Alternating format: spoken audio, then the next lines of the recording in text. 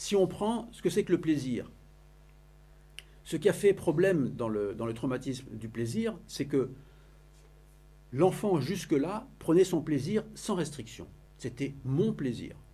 Et je prends souvent l'exemple du petit enfant qui, quand il joue avec un jeu, et puis quand ça l'intéresse, il joue, il s'amuse, puis quand ça l'intéresse plus, il laisse tomber. Donc l'objet se casse, etc. Parce que ça n'a pas d'importance. C'est son plaisir qui compte. Et que dans le traumatisme, il y a tout d'un coup un plaisir qui a été pris et qui a fait du mal à l'autre. Et que donc à partir de là, chaque fois qu'on va dans son plaisir, on a peur que ça fasse mal.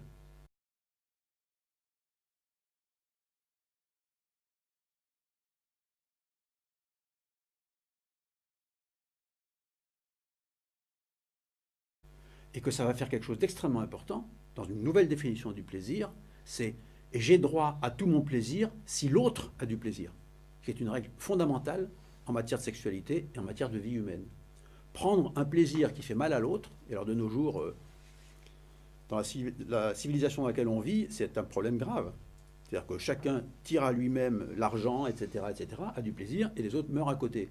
Ça, c'est une impasse. La nouvelle définition du plaisir, c'est j'ai droit à tout mon plaisir si l'autre a du plaisir. Donc vous voyez que ça change de dimension dans l'éthique par rapport à cette définition du plaisir. Et puis finalement, quelle serait la nouvelle définition de la fusion? La fusion, bien sûr, l'enfant, il la voyait comme quelque chose de passif, cet amour dans lequel il baignait, alors que là, la fusion, c'est quelque chose qui est le développement d'une qualité humaine qui manque encore cruellement, c'est l'empathie. Et l'empathie, c'est quoi? C'est la capacité à percevoir la douleur de l'autre. Et quand on perçoit la douleur de l'autre, et qu'elle devient un peu la nôtre, eh bien, on va rejoindre ce que je disais sur la vérité, c'est qu'à ce moment-là, si cet être demande de l'aide, on va lui dire quelque chose qui va l'aider à franchir cette difficulté, à être une proposition libre, dont il fera ce qu'il voudra, mais qui va être une proposition pour lui redonner l'élan, pour rouvrir une porte qui était pour lui une impasse, rouvrir une porte au fond d'une impasse. Donc il y a l'empathie, et cette empathie, donc, elle va déboucher sur quelque chose qui est très important, c'est l'entraide entre humains, parce que nous sommes tous des frères et sœurs humains, et que donc il n'y a pas de supériorité ou d'infériorité, sauf qu'il y a des grands frères, des petites sœurs, des grandes sœurs, etc., et qu'il y en a qui ont, voilà, qui ont vécu un certain nombre de choses et qui peuvent aider leurs petits frères, leurs grands frères, ou pas leurs grands frères, mais quelquefois si quand même, mais bref, qui peuvent... voilà. Donc il y a cette empathie qui crée de la fusion, et cette entraide qui va solidifier cette fusion. Mais bien sûr, c'est une fusion qui se fusionne et qui se défusionne, ce n'est pas quelque chose de constant. Mais c'est quelque chose qui, au fur et à mesure, devient de plus en plus présent en nous, et qui fait que quand on regarde le monde, ben on essaye toujours de se promener en regardant le monde depuis la souffrance des êtres, et puis, étant touché par cette douleur, ben faire quelque chose, si c'est possible, sur cette douleur. Donc pour résumer, nous allons donc revoir 4 définitions des principes fondamentaux qui soutiennent cette complétude, cette totalité.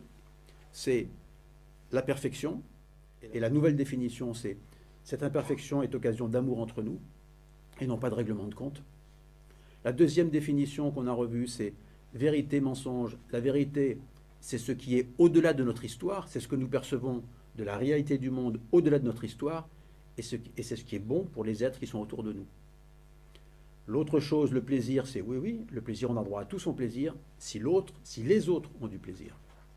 Mais prendre son plaisir contre l'autre, c'est retomber dans l'histoire traumatique et c'est régresser. Et la dernière chose, c'est la fusion.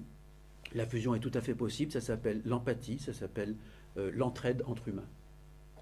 Et donc, ce que j'essaie de vous expliquer à travers ça, c'est que si les 8 expériences d'amour produisent en effet une orientation de l'être à cet amour et un apprentissage, il y aura à un moment, vers l'âge du couple, vers la maturité, à redéfinir, à chacun de nous redéfinir ces 4 composantes de la complétude et les appliquer dans sa propre vie et qu'on soit force de contagion autour de nous. Et donc voilà, c'est une autre façon de voir l'aventure humaine qui est non pas opposée à la précédente, mais qui complète la précédente. Voilà ce que je voulais vous dire, si vous avez des questions.